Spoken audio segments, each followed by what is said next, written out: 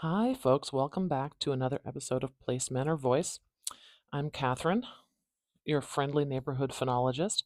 Every episode, I transcribe a word into the International Phonetic Alphabet, which is a series of symbols or a code that helps us write down pronunciation of words. This is especially useful in English. Although you can use it for all languages around the world, it's especially useful for English because English's spelling system does not always represent how things are pronounced. So this is a way to keep it consistent. Today, I have a viewer request, and boy, it's a good one. Rural. Rural. Do you know this word, rural? The opposite of rural is urban. Urban. Urban means from the city or in a city or relating to a city. Rural is the opposite, out in the country. Rural. So, as always, we open our brackets here. Rural. Now, the first sound, it's going to look like an English R, lowercase r, but turned on its head. There's a good reason for this. I don't think I have time to get into it today, but this is the one we use for the North American Next, rural, We're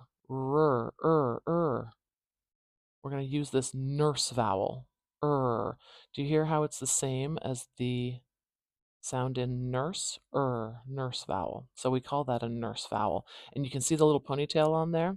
It's called a rhotic diacritic. That is including this sound here and the and combining them together into Very common sound in North American English. Rural. Okay, so here we've got something interesting going on. And the term for this is ambisyllabicity. Ambisyllabicity. Look, there's the word city, like urban.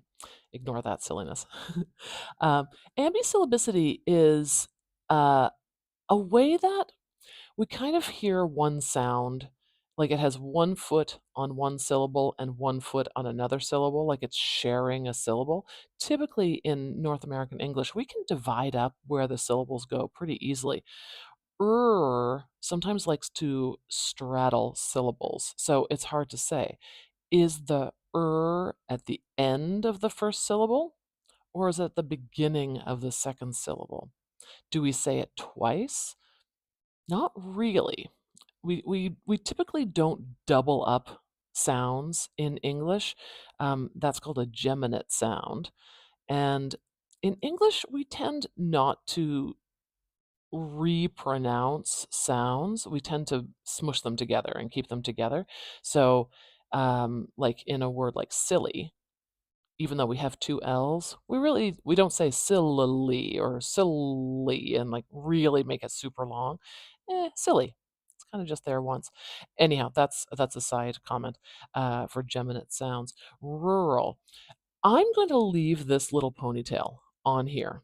I'm not going to write another because the here is represented in that diacritic, in that little add-on that I added there.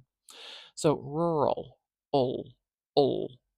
Do you hear how that A is represented by a very weak sound? I'm going to make that a schwa. Uh, uh, ul. Some people might be tempted to make that into the strut vowel, like rural, like in strut. I don't think we should put that there because we've got some stress patterns going on, right? Like the beginning of this word is quite strong. I think if I use rural, it would be pronounced more like that, like rural, like almost even in its stress patterns. And I want a little bit of a divide between the first syllable and the second syllable. Rural, ul, rural. And, you know, I'm going to add something a little interesting to that ul at the end because that ul sound is after a vowel, it's post vocalic.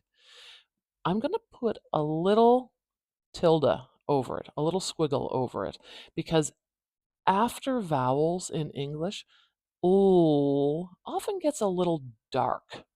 And that happens when the back of our tongue reaches up towards the roof of our mouth a little bit more rural. Do you hear that kind of back of my throat sound? I'm not saying rural, rural, and keeping it kind of light. Rural. So I'm going to put that little guy there. Okay, where's the stress? We've already talked about this. The stress is very unlikely to go where the schwa is. So I'm going to put it at the beginning, and you might hear that rural, rural, rural. Do you hear that extra push on the r at the beginning? Or more like rural? And there's a lot less time here. And that's really because of the schwa. The schwa is a very short duration vowel sound. Okay, that is a tough word. Kind of hard to get in your mouth. Rural. Rural. Have I said it 100 times yet? Maybe. Okay.